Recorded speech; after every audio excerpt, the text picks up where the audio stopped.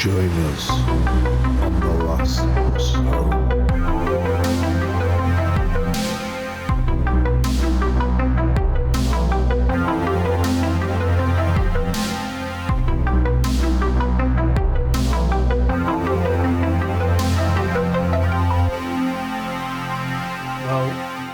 That's pretty much the split. This is now full with the Smurls.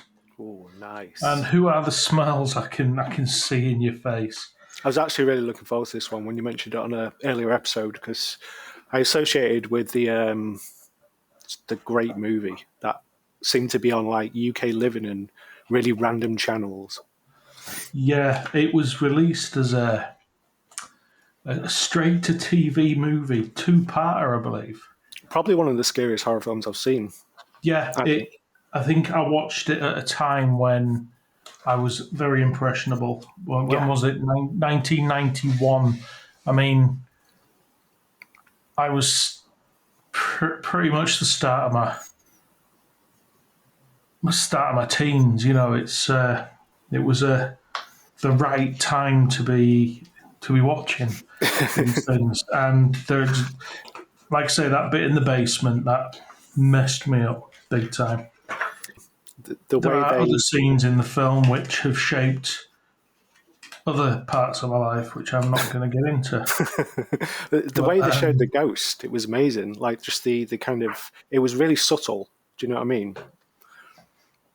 I enjoyed it. Well, it was good, but it's kind of nothing compared to the story itself.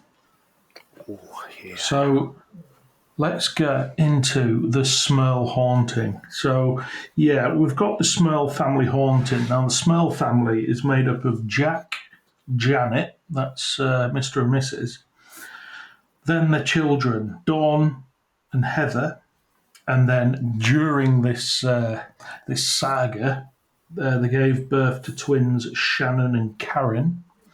And there's also featuring John and Mary Smurl, who are Jack's parents. Okay. Now, the Smurl family, they moved to West Pittston, Pennsylvania. Now, West Pittston is basically only really known for this Smurl haunting and the attention it got. But they moved there after they lost their home in Wilkes-Barre, Pennsylvania, which isn't too far away.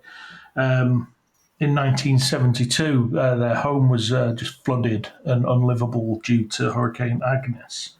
And that swept all the way from like the Yucatan Peninsula in Mexico right the way up to top of Canada. Big old storm. So they ended up having to move to, like I say, West Pittston. So they moved to 303 Chase Street after John and Mary, Jack's parents, purchased what's known over there as a double block house. Now, we'd probably just refer to it as a semi, in a way that where we've got old Victorian houses and they're split. You know, what used to be a big, massive family house, they're now housing like a couple of families. And so they bought one of them. So Jack's parents moved into one side, and then Jack and Janet, who this is mainly about, moved into the other side. It was a bit of a fixer-upper, but they weren't really in any position to shop around, let's say, because, like I say, they lost everything. Yeah, rough times. So, we'd call it a semi or a masonette, although I think masonettes are on top of each other. These were side by side. So after moving in, they were subjected to over a decade of unrelenting torture from a demonic horde, including such things as demonic disturbances, loud noises, That's about as erroneous as the temperature dropping in Antarctica. Bad smells, animal abuse, shaking beds, physical and sexual abuse, to name but a few. Whoa, Okay. that's pretty heavy. I mean, any just one of them on their own in isolation would have me probably wanting to move Yeah, definitely. back into my flooded house. You That know. that tells me that's not just like a lost spirit. That's demons. That's some evil shit. Well, this is what we're going to get into. You know, this is the story. This is there's minds to be made up at the end. This isn't just a haunting, Lee. Right. You We know, got mystery on our this hands. not so much a mystery as is it bullshit? We don't know. Fair. We'll see. I'll lay you down some details, and we'll see how you feel towards the end. So when they first moved into 303 Chase Street, it was immediately clear the home was a fixer-upper, and this was a time when men knew how to do shit. Okay? So Jack and John got on with the renovations themselves. Remember when fellas did that? Real man. Not anymore. Not me. No, I ring a guy. my hands are too But, smooth. yeah. But back then, Jack and John were like, I got you, ladies. We'll sort it. So while they were working away, not working away from home, while they were just toiling away, tools would just go missing while they're working and then reappear elsewhere in the house. You know, classic haunting stuff. Yeah. Low level beginnings. You know, Yeah, just mischievous stuff. cheeky Yeah. stuff. Yeah. So you know, like they put a hammer down and then they'd go reach for it and it won't there, and it'd be in the kitchen or something. You know, and it more annoying than anything. So at this point, the two Smurl families, when I say the two families, they are technically one family, you know, there's mum and dad. They reported that just the atmosphere in general when they first moved in was heavy, and there was like a sense of malice on, you know, on several occasions, you know. So they just put that down to moving house, stress, having to do shit yourself without ringing someone, you know. So, you know, they found that things like stains would appear on the wall, you know, like water stains and stuff, and they'd paint over them, and then only for them to reappear a few days later. Now, as well as this, the two families would experience sickening sulfuric smells throughout the house, but not being able to locate the source of it. And Jack and John, you know, they had to admit a little bit of defeat, and they called in various plumbers, but they too they weren't able to find like the source of these smells. Now I don't know about the smells, but it feels a little bit like water damage to me. Yeah. Old house. Yeah, but they fought on. They did. They did what 70s people did. So exactly right. Mary, bless her, Jack's mum, she even bought a new rug for the front room, a pretty rug for the front room, for her front room. And that same afternoon, a large greasy stain appeared right in the middle. So after cleaning it herself, not stomping back with a receipt, you know, she set to with a tub of elbow grease, which it's just dawned on me is now an actual product. And I apologise. Old-fashioned elbow grease, and she cleaned it herself several times. And this is all there is on that. But is this just a case of like shit cleaning, or is it downright evil? don't Maybe know. what I'm thinking is one of the two dudes really hated the rug, and he was like, And screw kept your peeing rug. on it. Yeah, chucking oil. Maybe Wu peed on the rug. You never know. There's a lot of You people in the know. house. Well, and there's now to stop Wu peeing on the rug because it did, by all accounts, tie the room together. So, yeah. So that's the next portion of this tale is just going to be me peppering little events, little spooky events that we actually watch horror films for. So it was also reported that pipes leaked, and when they were repaired or replaced, they just leaked again. Now, John Smurl was a welder, like that was his paid work. So again, was he just a crap welder, or was it paranormal? We don't know. But leaky pipes could lead to stains in the walls and stains on your rugs. Could, but maybe not. There's a However, lot the Smells had a dog. of right. They pee on rugs. They do, and the smell, and all these things do kind of tie up. But we shouldn't rule it out. It's too early in the game, Lee. Can't Exactly. call it now. So, after remodeling the bathroom one time, like new sink, bath, shower, everything, Jack found all the new fittings were scratched up, including chunks of porcelain missing. Sounds to me, Jack might have been passing the blame for just his own shoddy work. Do you know what I mean? We don't know. Maybe this was a time when guys did stuff around the house, but we don't know how good they were at it. They were willing to do it. Doesn't mean that they were good at it. Were they? But were they cowboy themselves? We don't know. Anyway, one night, Jack was watching TV and suddenly caught fire. The telly just caught fire. So I don't know how that happened. Well, these old tellies, there was all sorts, the tubes and bulbs in the back and all that. this I don't is know. it. I mean, the more things mount up. I mean, how unlucky can one family be? Do you know what I mean? They've just moved in, they've gone through shit, and all this stuff's happening. There comes a point where even, a skeptic like me might say, "We've got a haunting here." Okay. It'd have you thinking. I think so. But let's continue.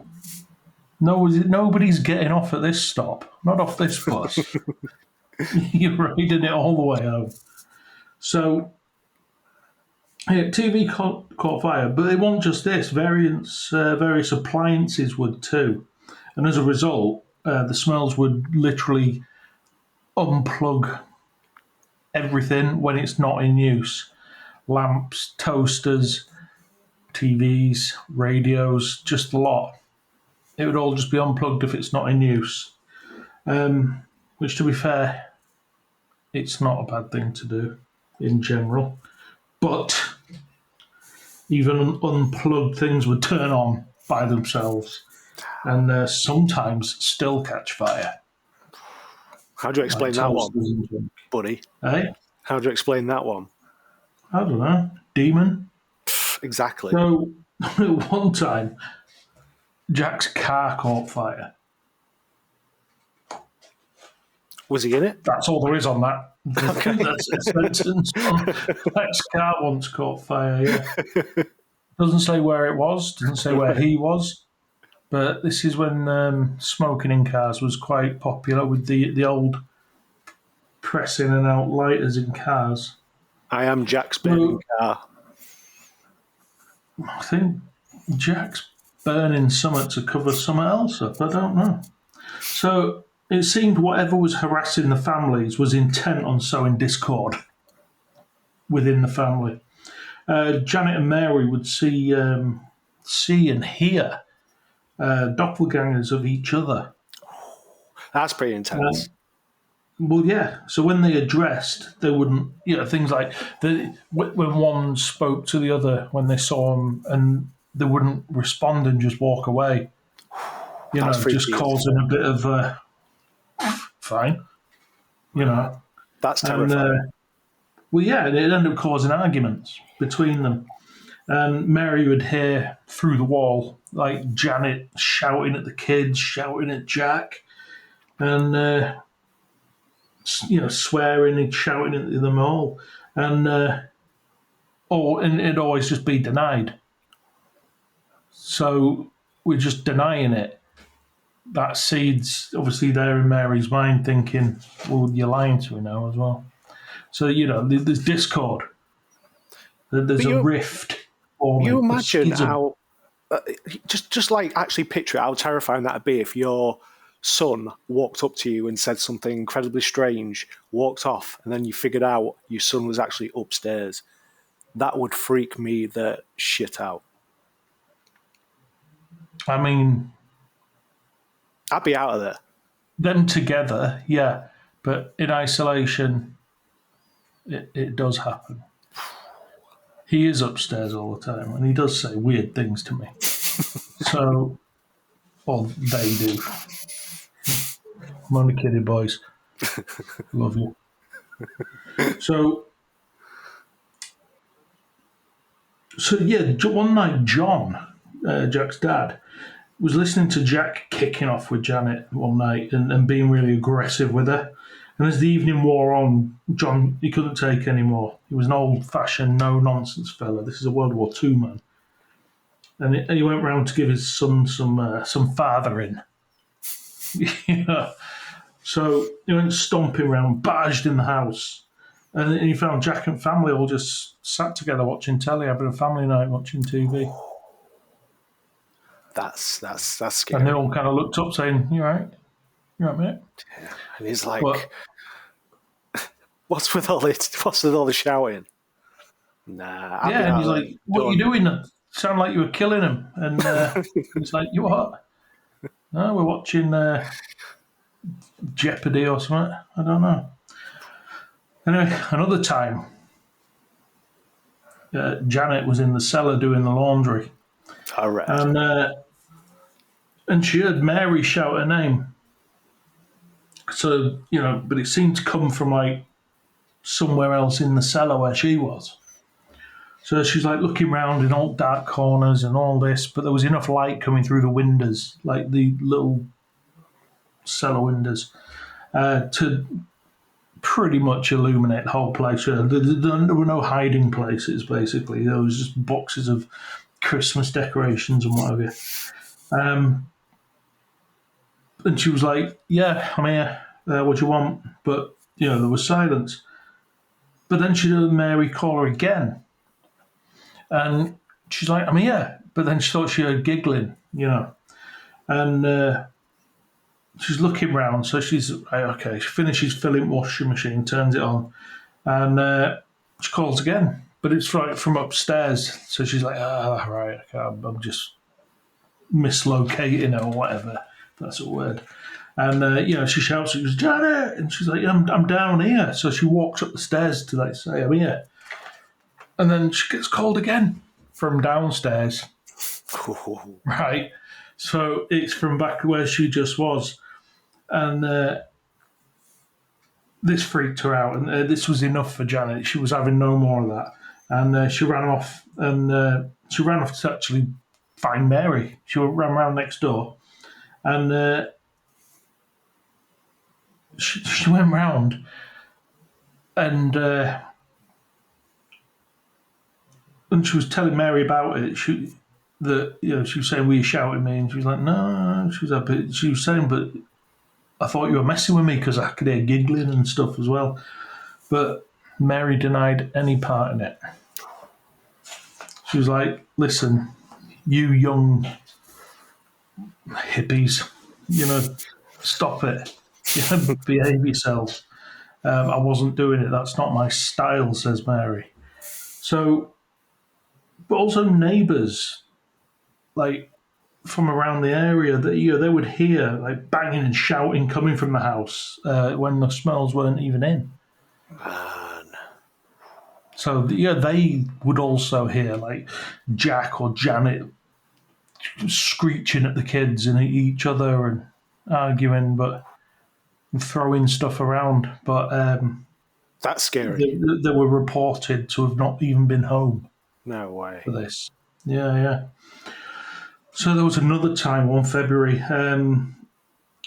Janet was doing some ironing in the kitchen, and she felt a gust of cold wind in her face, and she figured she'd just left the window open, and it was a lovely February breeze just blowing in. But when she looked up and looked across the kitchen, she saw like a humanoid figure stood by the sink, in like an old style dress or a shawl. She couldn't really make it out because all it was an outline of a person, and what was in, where all features and details should be, was it was like a black swirling void of darkness, we'll call it. And she assumed it was a shawl or something because it seemed to be like flapping behind the figure, but that too was made up of this void, this black swirling mass of black. But she couldn't make out a face, but she knew it was staring at her as well. So she kind of cowered in the corner a little bit, As you would. and the entity kind of like moved towards her and just past her, and then went into the front room, where she turned to look at it, and it disappeared through the wall. So Janet, thinking, Mary's on the other side of that wall. So she dashed next door where Mary was. And now Mary was kind of laid up at this point. She had her feet up and stuff because she'd actually previously had a heart attack due to all the stress from the goings on. Yeah. Been through a hard time. She wasn't really that well. She was getting on a bit. She was quite old. And Janet went round and says, Mary, are you all right? And Mary was in like a daze, and then she snapped out of it and she says, I've just seen something walk in my house, and it had no features. It was just a swirling black mist. Now, basically, what Mary went on to describe was exactly what Janet had seen before she had a chance to say it to Mary. Right. So Mary said it first to Janet. So they I knew. want you to remember that. Yeah. So, and this basically just confirmed for Janet that, yep, I saw that happened. And that freaked her out again. Another time, Jack and Janet were in bed, and Jack became paralysed. And Janet felt hands on her, like touching her up, like going up her legs and stuff. And as the hands moved up her body, Jack was like watching, although he was paralysed. There was a pair of black hands like wrapped around her throat. Whoa. And it started throttling her, and suddenly, they stopped doing that and they ripped the sheets off the bed and began to like rag the mattress about and shake it. And they just had to ride it out because they were paralysed. Jeez. So there was another time Janet got up to go to the toilet, but was picked up by an invisible force and held up high in the air before being thrown back on the bed. And whilst this was going on, both Jack and Janet claimed to have heard pigs grunting while that was happening. I'm guessing Janet didn't need a wee after that as well. Hell no. Getting that noise in my head, and it would be truly terrifying. Like the horses grunting or pigs. Just I haven't found a single thing about noises. I got to thinking while I was looking into this that there isn't a pleasant noise made by a pig, No. other than see, not even like Porky Pig's stutter's quite annoying as well. It's that heavy snorting, like where you're struggling to breathe. It would just sound, With truly the high terrifying. pitched background. Yeah, Yeah. but yeah, they claim that they could hear that whilst this horrible thing were happening. So Jack once claimed he had his ear bit while I was asleep. Again, not a lot more info on that. Just got my ear bit as well. And by that point, it's all just kind of, you'd be like, yeah, got my ear bit. Yeah, something But yeah, scratched it's my like, arm. yeah, bite my ear, I'll take that. Yeah, Yeah. You've already burnt my car. exactly. So yeah, another time Jack's watching TV again when his eldest daughter came down the stairs and like walked towards him all sultry. And while she approached him, her body and face changed into something like red-eyed and hideous.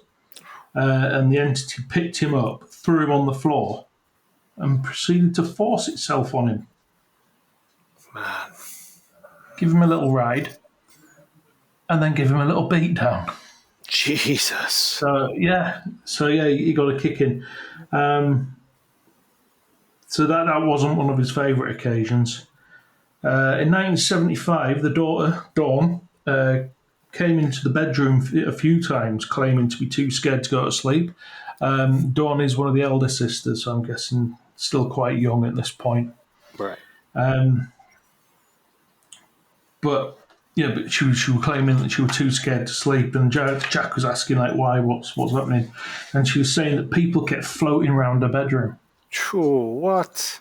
and obviously whenever Jack went in to check, there was nothing there. So that's what they do. That's how they get you. In 1977, Jack and Janet greeted in Shannon and Karen, the twins. And one night, Jack was woken by having his shoulders seductively rubbed. And he rolled over thinking he was about to get his beans. But he saw that Janet was fast asleep. Damn. Oh, yeah. Nightmare. He rolls over thinking he couldn't roll over too fast. He had probably a bit of a bike stand situation going on. But yeah, and she's like fast asleep. Oh, man. Yeah. And one morning, Janet woke up early, and she went downstairs and she could hear creaking outside. So when she went to check it out, she found all the garden furniture rocking on its own. Not in the wind, on its own. So, that freaked her out. And, I mock it. I do. Sometimes some of these claims are a bit silly. But I don't have the full facts. I wasn't there. And it might have been quite scary. Might have been.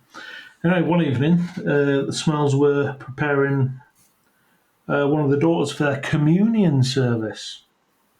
Being a good Catholic family, they took this seriously. It was a big occasion, and they're all in the dining room doing things, doing makeup, getting their hair did, and singing hymns and stuff like that, praying. And suddenly the light fixture, a big 2 foot wide light fixture in the dining room, just fell, boom, on table. It gashed a big scratch in the fridge door and in one of the girls' heads. And not to mention that, and the fridge was new. And the toaster caught fire while they were doing all this. So it seemed like a bit of a protest, if anything. The family, like I say, they had a dog, a 75-pound German Shepherd named Simon. Started kicking off with something unseen. And the dog was picked up and seemingly by its throat and thrown at the wall. Like that. Like movie style. So yeah, that happened. No wonder it pees on the rug. So whilst Janet was out shopping with the girls, Jack decided on a bit of Jack time, bit of me time, when he had the house to himself. So he laid on bed with a book. Of course he You know, did. He this was is open yeah, a it's cheek. pre-internet, dude. He had to lay down with a book. All he, right. he, he wanted a cheeky visit from that Randy Spectre. Yeah, see if he could conjure up himself a succubus. So yeah, anyway, he thought he'd have a lay down and have a book, and he eventually drifted off to sleep. Of course, he did, Jack. And it sounds like he had a bit of a bangover. But yeah, when he woke up, he was actually several feet above the bed, and it was only when he started to like struggle that he dropped back down on the bed. Also, one night, Jack was woken up by whispering, and when he looked round, he saw two forms of two young women stood at the end of his bed in like old-fashioned style dresses, and yeah, they were whispering to each other. And when they noticed him, they disappeared. When they noticed him looking, they disappeared. Right. And one night, he was woken again by a woman straddling him, and he described her as being old with wild white hair, a young body covered in weeping sores and scales, and her eyes were red, and the inside of her mouth was green. And again, he was paralysed, and she banged him. And when he went downstairs the next morning, Dawn was visibly upset at the dining table, and he asked what was wrong with her, and she described a bad dream she'd had, and it was exactly Jack's ordeal. Damn.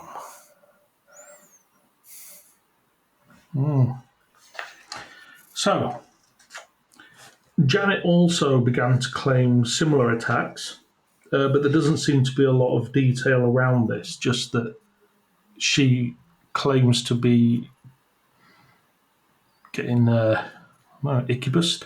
I don't Okay. know. But again, there's no detail around that. It's just she said, "Oh, me too." So I don't know. The daughter Shannon kept complaining about being kept awake as well by a mustachioed man, and he never hurt her. He just always went through a toy box, stared at her, and he smelled. Yeah. So the two Smurl families went camping to relax, to get away from it, because it was a lot, and they'd had enough. And while they were sitting by the fire, Jack saw a figure of a young girl in a colonial-style dress, like across the fire, like in some bushes. And when he approached her, she disappeared. And later, the family heard a girl calling for help, but the voice was coming from all directions, so they didn't know like which way to go to help. And while this was going on, Simon, the dog, was also visibly upset by this. So while this was going on, while they were camping, and they were still in Pennsylvania, they were still like fairly local, but they were just a bit more rural where they were camping. Neighbours were disturbed by screaming and banging and flashing lights in the house. Like there was just some kind of Royal Rumble going on in the house. It was like upstairs down, all the rooms, lights flashing and like silhouettes and screaming and shouting. You And think like Kevin was home alone there? that sort of thing, but Yeah. more violent. But yeah, that sort of, yeah, good description, Lee. Thank you. So yeah, but this was in both houses, not just in Jack and Janet's, but it was also in John and Mary's half as well. And one of the neighbours concerned rang the house phone, and it was answered by a young girl who just laughed down the phone at him and hung up. And then when they tried again, nobody picked up. So the Smurls turned to the Catholic Church for help with all this. Not after everything I've just described, this was kind of during frequently because they were Catholic people. They did turn to the church for help, but they didn't really get involved officially because they didn't believe there was like enough strong evidence to, I'm guessing, for an exorcism. Because Right. this will be another bus home, but the Catholic Church, they just hand out exorcisms, Okay. you know. So the RCC, Roman Catholic Church, Yeah. didn't know what was causing the experiences. And Professor Alphonsus Trabold, Nice. Order of Friars Minor at St. Bonaventure University, New York, said there might be other, less demonic explanations. There's a man with a longer intro than input. But yeah. Did he expand on that at all? No, Okay. but he didn't even visit. He never even visited the home. He just went, yeah, it sounds like it might be something else. That was it. So over the years, the home was blessed by various priests. Yeah, they did blessings and that. All of them who did these blessings claimed that no unusual activity happened while they were there. So, but I suppose that helped helped the blessings be thorough, Yeah. undisturbed. So, Janet claimed an unidentified priest performed three separate exorcisms. Now, we say unidentified, presumably because they didn't want to be identified and get sacked Yeah. from the RCC, because it had been unsanctioned exorcisms. And but they obviously didn't work either. But he performed him, but the reason they didn't work, he claims, is that the demon avoided him by moving between the two houses.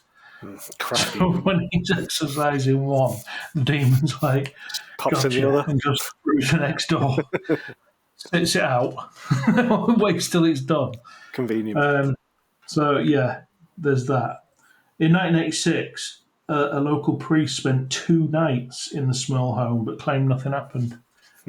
So he actually did stay over to try and. And now the story gets silly. Well, I'm not. No, sorry, forgive me. But this next section is titled The Warrens. Okay. Those Yeah. guys. In 1986, the Smells enlisted the help of Ed and Lorraine Warren. Ed Warren being a self-proclaimed demonologist, and Lorraine claiming to be a psychic. The Warrens are a polarizing couple, let's say. And what are likely to be a bus journey of their own, to be honest. Yeah. That's fair. But yeah, they came in and really started mixing the pot. Okay. So Ed, bless him, reckoned the demon was very powerful. Right. So this is the first time it was being referred to as a demon. Okay. Because it shook mirrors and furniture after he tried to get it to leave. Okay. Must be a demon, so I wasn't listening to him. Sounds like a case of "Do you know who I am?" kind of vibe. So he played religious music and he prayed and he claimed there was a drop in temperature and he saw a black mass form in the corner. And a message had also been left on a mirror saying, "Get out," or "Get out," or "Get out." Yeah. Don't know what there's no tone in text, that's the problem. Anyway, after months of investigation, Ed Warren claimed that he had a number of audio recordings of knocking and rapping allegedly caused by the demon, and he claimed it was evidence of a powerful, intangible, invisible force. That was his proof of demons. An audio cassette of knocking. You don't know, guy. Could be Different legit. time. Different This is it. time, Lee. This is it. So, during this time, Lorraine, bless her, worked closely with the girls and leaving the man shit to the men. Like, it's the 70s. But she did claim there were 4 distinct entities in the home. One was a benevolent woman. Another one was a malevolent young girl. Another was a man who met a tragic end in the house. And the fourth was a poltergeist that controlled the others with the intention of tearing the family apart. Now, I'm just going to have a little drink while I let you pick that little bit to pieces and chew on it a while. So, well, I suppose this is on me not really knowing a whole lot about poltergeists other than the basic kind of general lore, but are you saying the poltergeist is a separate kind of entity that's clinging on to the people who actually died in the house and it's kind of the demon? I'm not saying that. Lorraine said that. Okay, Lorraine, I'm feeling your vibes. I'm getting them. But that was her take anyway. It's to be borne in mind, for the discussion afterwards. So, but yeah, she had basically said that there were 4 different entities. And the involvement of the Warrens obviously attracted a lot of media attention. And as this whole thing was happening, it just happened to be, there was a lot of attention because it was very shortly after an investigation of the Warrens in a little place known as Amityville. Oh, Yeah. So, as we know, that will be its own bus. exactly. And this seems to have come in the wake of that. So they were still riding that demon wave. I was definitely getting Lutz vibes from this family. Well, this is the thing. As an aside, it's funny you should say that. Because there's a website called Hauntingly Pennsylvania. And they did a little bit of digging around. And they found there was a murder in West Pittston decades before, where a man bludgeoned his wife to death with a hatchet. And it just so happened that their surname was Lutz. Interesting. I thought that was a good little touch, but that's it. There's no other link there. But this is this was found out recently by a website. So, it might have something to do with it. It might not. But it's a nice touch. Yeah. So the media attention caused crowds to frequently gather outside the house from desperate, or not desperate, but just hoping to catch a glimpse of something weird. And it made Chase Street a bit of a ball ache, to be honest, because they had people creeping in the gardens, climbing trees, being people creepy. Yeah. As opposed to paranormal creepy.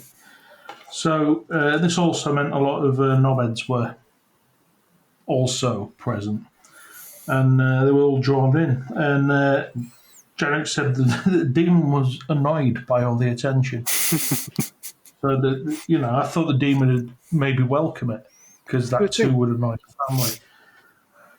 But anyway, a man called Professor Paul Kurtz of State University of New York, Buffalo, who was get this. Professor Paul Kurtz was the chairman of the committee for the scientific investigation of claims of the paranormal. Nice. That's a desk sign for you. I like that. And, or a T-shirt, it'd have to be. That's a title And you give to he said, yourself. yeah, that is a definite self-appointed position right there. So, but he said the Warrens were not objective, independent, or impartial, and that the Smurl case was a hoax, a charade, a ghost story, due to delusions, hallucinations, or brain impairment. Now, funnily enough, Jack Smurl told a newspaper reporter that he'd had surgery. He told him this in 1983 to remove water from his brain due to a case of meningitis in his youth, which can cause short-term memory loss and, in some cases, hallucinations. In an attempt to get the church involved, the Smurls agreed to an anonymous TV interview. We all know silhouette interviews in the hopes that the church would click, because the church knew about it because they were being approached all the time, so they're hoping that this interview would raise awareness. The church put two and two together and hopefully help. While they went to stay in a motel on the night before the interview, but on their way there to the studio, the car was nearly forced off the road by an unseen force. However, they claimed to be very tired as a result of their bed in the motel shaking violently in the night. So, as another aside, it didn't help that actor Jason Miller showed up as part of these crowds to give his two penneth. Now, Miller played Father Karras in The Exorcist. Ah, no way. So he shows up, says, "Oh yeah, it's real," and obviously this gives Ed Warren a proper hard on because Father Karras is there as well, agreeing with him. Now this kind of calls to mind an Ice-T quote where when he released sorry, I was letting the cat in. So good. Yeah, when Ice-T released Cop Killer, and that got the public in a stir. Charlton Heston at the time was the head of the NRA, or the chairman or spokesman or whatever, Right. for the National Rifle Association, and he came out damning Ice-T. And in an interview, Ice-T says, "Just because the man played Moses, it doesn't mean he fucking is Moses."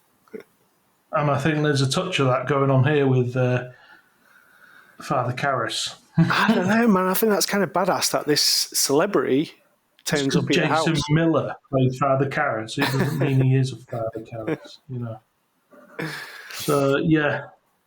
So anyway, he pops up. And the only other good thing that this Jason Miller did was one of his sons was Jason Patrick from the Lost Boys. Yes, yep. I know exactly the dude. That was good. Another one of the Warren detractors was an American man called, he was a mentalist known as the Amazing Kreskin. Or to his parents, George Joseph Kresge Jr. He set out to show that psychological tricks can make people believe that demonic or supernatural experiences are happening. So he was a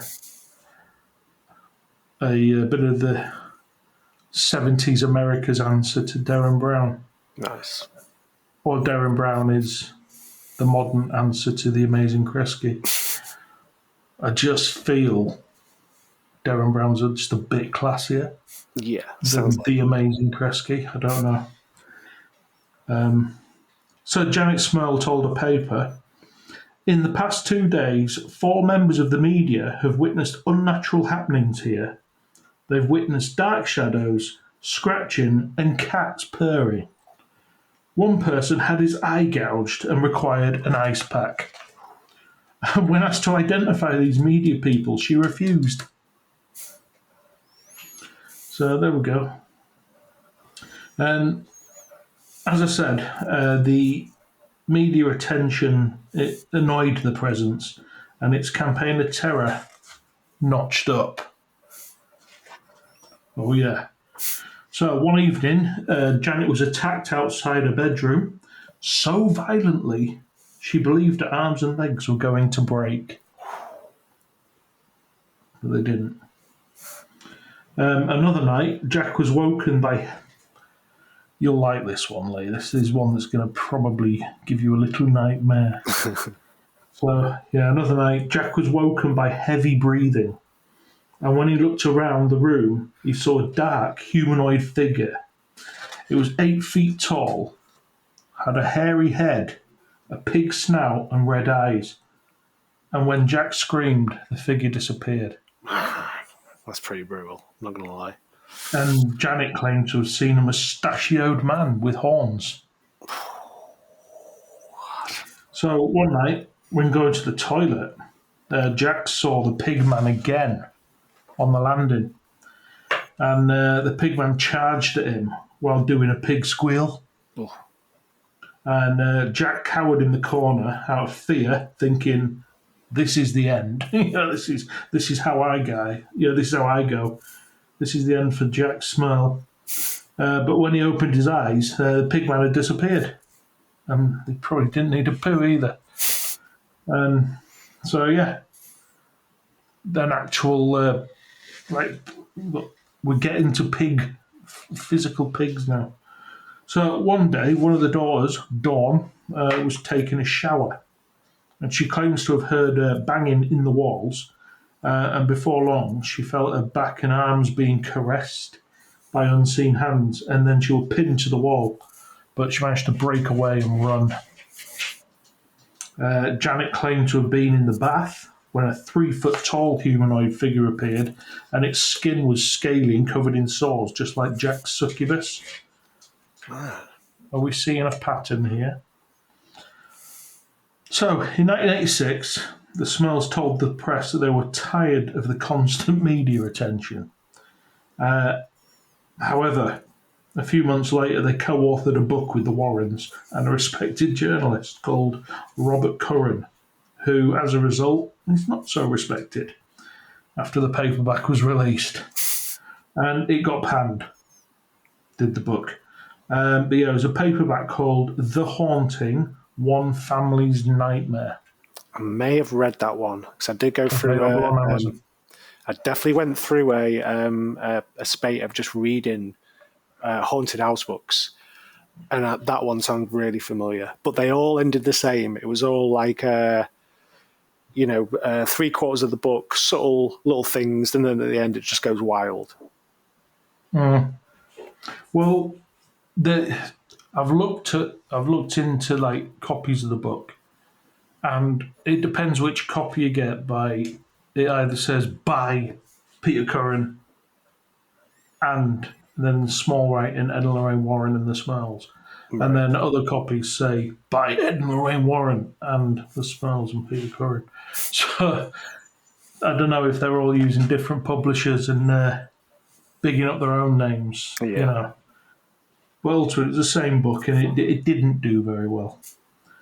The same year, a group of local people, like from the local parish, they held a candlelit vigil, like with hymns and prayers, inside and outside the 303 Chase Street. So that were nice.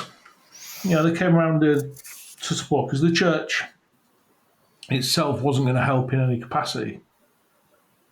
In any official capacity, should I say? But the people, the parish, they did.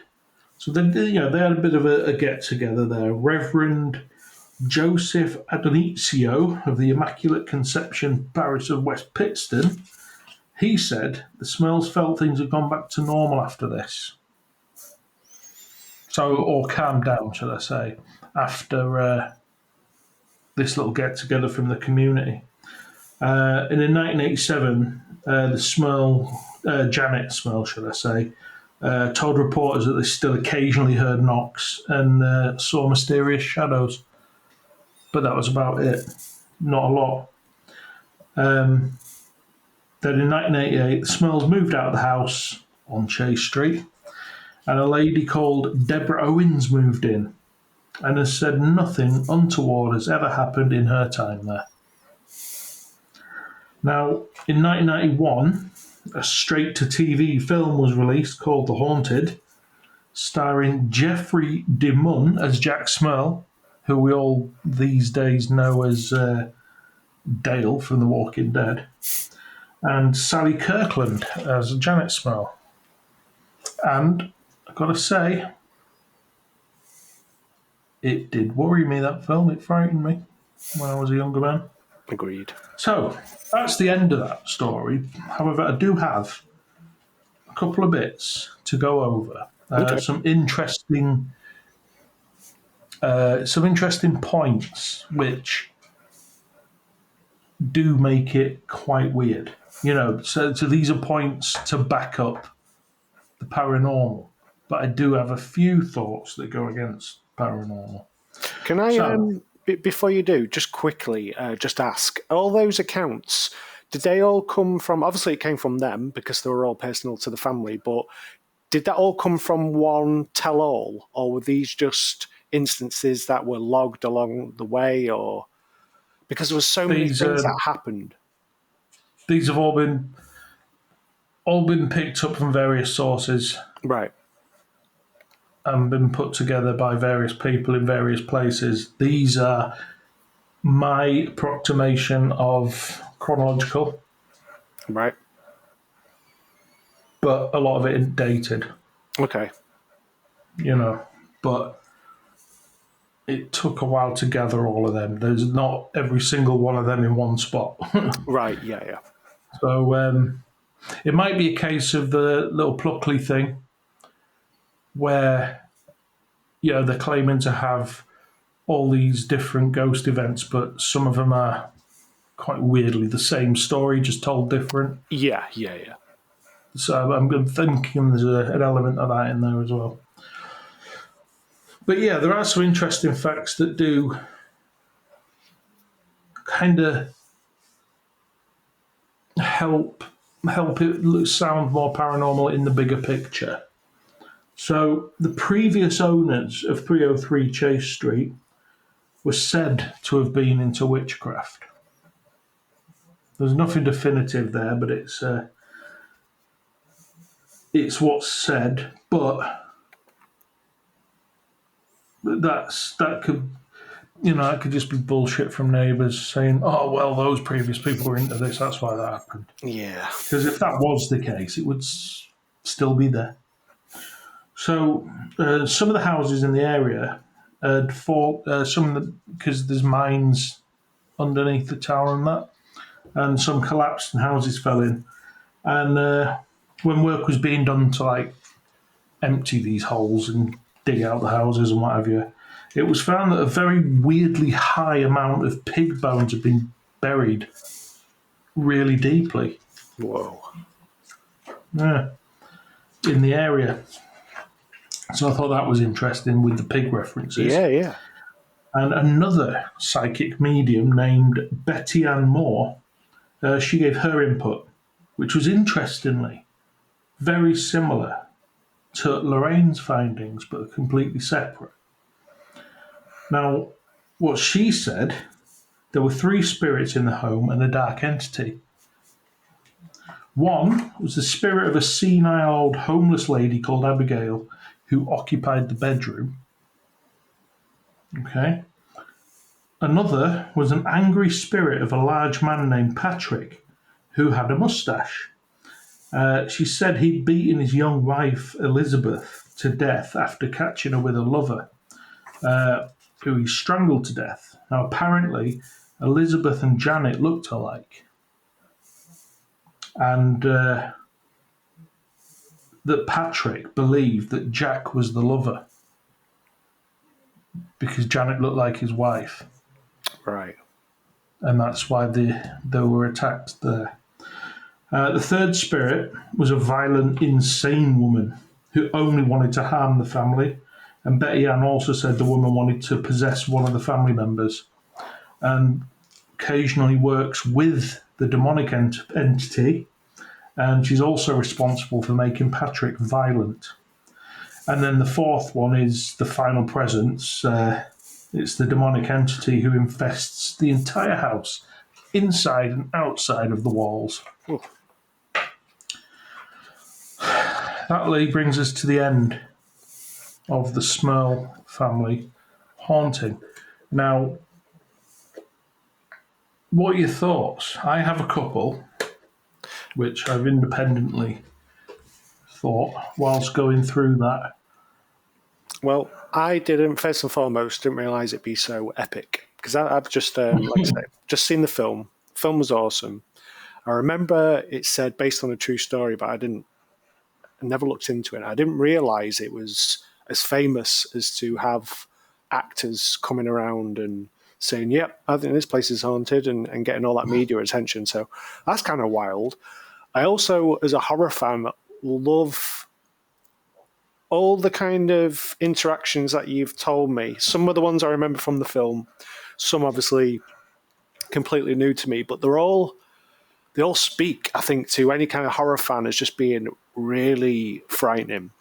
Like the way the entities showed themselves to the family, like, swirling black mass and black mist and all this like really creepy shit. It wasn't like, this big beast, whatever. They didn't go over the top. It was like really cool and subtle. And I remember from the film where they were painting, they painted over the stain, and then a few hours later the stain had come back, and it was just cool. And all the things that they kind of went through, it was just terrifying. Again with the doppelgangers, I couldn't think of anything worse. The pig noises, just everything, the smells, just classic. It was like Amityville Horror but less sensational, and that makes it more terrifying. I really enjoyed it. Yeah, I did. But I found a lot of it could be explained away. Now, it was interesting that Jack had surgery to remove water from his brain. Now, this, as a result of meningitis in his youth, which means he'd had this water in his brain for a long time. Now, it seemed to me, through all looking into this, all that happened to Jack was really detailed. Yeah, he was. Yeah, just what happened to all of his events, apart from he got bit on the ear. A lot of there was a lot of detail around what happened to him, whereas Janet's were all the same as Jack's, but really brief. So it seems like he was the one having the mental problems with his water on his brain, and he's able to give detail of what happened to him. He believed it himself. But Janet, standing by her man, was like, "Yeah, me too." But she had no detail to give. And when asked about certain individuals, when she does decide to give some detail, she refuses to tell. And a lot of Jack's encounters were very sexual. So, there's that. This is another point. There was one of his attacks. It came down looking like his daughter and then turned into a monster. Then it happened. Another one where he got raped and he went downstairs and it was the same daughter crying, upset at the table, who had a bad dream. And it was the exact same thing that happened to him. Man. Now, with the parents hearing all the shouting, screaming and all the aggression next door, and then going round and they're all just sat watching telly, do we know what the domestic situation is there? That might be a panic station. If they hear a certain door next door bang, they'll have to run and sit down, behave, because it's behind closed doors, and what happens behind closed doors stays there. This is it. I mean, there's a lot going on. But I don't want to be cast. I mean, there's some pretty heavy rocks to throw around, and I don't really want to. Yeah, because there are surviving family members, but it does sound a little bit sus. I remember the scene from the film where they went camping. I remember that being terrifying. I remember the dog freaking out, and then they see I something remember and the little like it girl running and moves. looking up at the ghost. So it Yeah. was like over the car, wasn't it? Yeah. Ah, dude, yeah, that was terrifying, absolutely terrifying. But that's cool. Again, pretty unique. It's like, there's no little girl covering her face and then hiding in the corner and things like that. These are all like, for its time, which again adds some kind of like realism to the story. But yeah, I don't know. I can't. It's one of those ones that I really want to believe. Yeah, but it wasn't a demon until the Warrens turned up. Now they've just come off the back of the Amityville, which itself received a lot of attention and a lot of people saying, yeah, it's fake. Yeah, And the they're going to Warrens try and took a push lot of it. grief for it. So they've turned up at this new house saying, yeah, it's demons, see, they are real. And of all the things that could be written on a mirror, it was "Get Out," which is one of the famous lines from Amityville Horror. Exactly. Yeah. Yeah. There just seems to be some pretty There's a lot of close good similarities events. there. The How pigs old? and all that. How old were the daughters, by the way? The daughters, the two twins, were born in '77, and the other two were already kind of tweens at that point. So I was just kind of thinking, similar to the Enfield So I'm guessing poltergeist. when all this happened, the elder girls were about 8 or 9 when it started happening. Okay. So yeah, just similar to the And it Enfield was a poltergeist. decade. It was about 10 years it all went on for. Well, I'm sure they were similar age. Like prepubescent, is it called? But maybe a difficult time for a young girl's life where they can go through a lot of hormonal changes, and Enfield poltergeist stuff there. this is it. So I think the entities kind of like click into that, and yeah, they're on it. Without a doubt.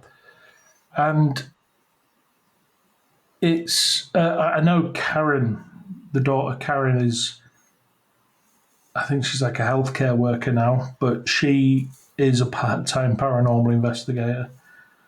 And she stands by everything. Jack died of diabetes, and Janet's still batting as far as I know. Jackaboo sound. I don't know. Possibly. Just thinking again for validation of his stories. Was he? Yeah, but there's no real mention of it. There's no specific mention of anything. But again, similar to the water on the brain, fair enough. But these things are all coming from every member of the family. Do you know what I mean? This isn't just like one guy's wacky tale. Or are they backing up Dad covering his stories because they're a Catholic family and appearances are everything? Man, a lot of ifs and buts there. Was anything else ever like looked into? But without any evidence, I'm not comfortable going into it because it's that it becomes accusations at that point. Yeah. And it's a lot of stories, isn't it? So, but doesn't take away from the fact that it is a really good haunted house story. My favourite by far. It doesn't take away from a great tale. Yeah, but my favourite by far. But yeah, I needed the extra week for that. It took a bit of time. Yeah, no shit. Yeah. When he was reeling those encounters off, it's like this poor family. If this did happen, that's brutal. If it was all real, yeah. Yeah, that's enough to break anyone. But that also, people say, "Oh, why don't they just leave?" When you're a broke family, I mean, they weren't broke, but I don't think insurance companies were as forthcoming and quick to pay out and please as they are these days. Yeah. Back then. And they'd lost their house, the entire house in a flood, and had to move in with the dad's parents, the husband's parents. It's broke mentally. Yeah. It's like, that's a lot to go through. So again, you could look at it from that angle, that this family had already been through this massive tragedy, moved into this house that maybe clearly had its problems. Oh, while I remember, you mentioned mines under the house. Not by any chance iron mines? I don't know. possibly. Throw that one out there. You never know. But still, even from that, if it was actually legit mines under there, then natural gases, all that. There's so many things that could lead to like, yeah, we know what's going on here. It's the combination of going through brutal trauma, moving into this house. The house might not be exactly stable. Maybe you've exaggerated on a few stories. You don't know. Well, there's also, due to these mines and collapses and stuff, it had messed with the sewage systems as well, There you go. which can account for smells. This family's straight up high on shit gas and they're seeing spirits everywhere. That's what's happening. It's like Jenkum. Yeah, they're just hallucinating. Just hallucinating off that shit gas, man. Just kidding. Not the best. Oh, dear. But no, that was a good one, Scott. I enjoyed that, and I was looking forward to it because, like I say, I was a fan of the film, and didn't know half that shit happened. That was epic. That is cemented now. But that's all this stuff. Apparently, there is a lot more out there. But as in 6 months to do it. As in stories about the house. I'm going to look into it. I'm going to rewatch the film because it's banging, and I haven't seen it in a long time. And you mentioned interviews as well. I wonder if any of them have been filmed. There are. If you look on YouTube, there's various documentaries about the Smurl haunting. Pretty much all of them have got footage of the families being interviewed and photographs. Okay, right. I'm going to get on that. There was one I actually paused and copied out a newspaper article that was going past in the background. And I copied that out, which was the one where Janet was talking about cats purring and stuff. Yeah. But there's a lot out there because of the media frenzy. There's a lot out there, and there's a lot of reports and stuff. It's not like a secret tale. Yeah. By any stretch. Yeah. In fact, if anything, I think it's bigger than the Amityville one, but the Amityville film was a lot more successful than The Haunted. Yeah, I think the Lutz family need to shut up because these guys went through, I think, a hell of a lot worse by the sounds of it.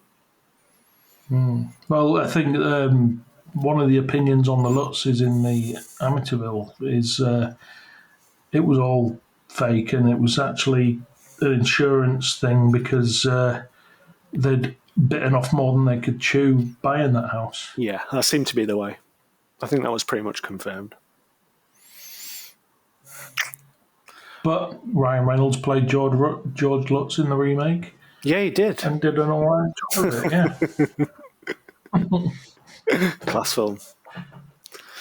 Okay, well, I'm getting off the bus here. Ding, ding. Sweet. Cheers for that. That was a good one. And we'll catch you on the next one.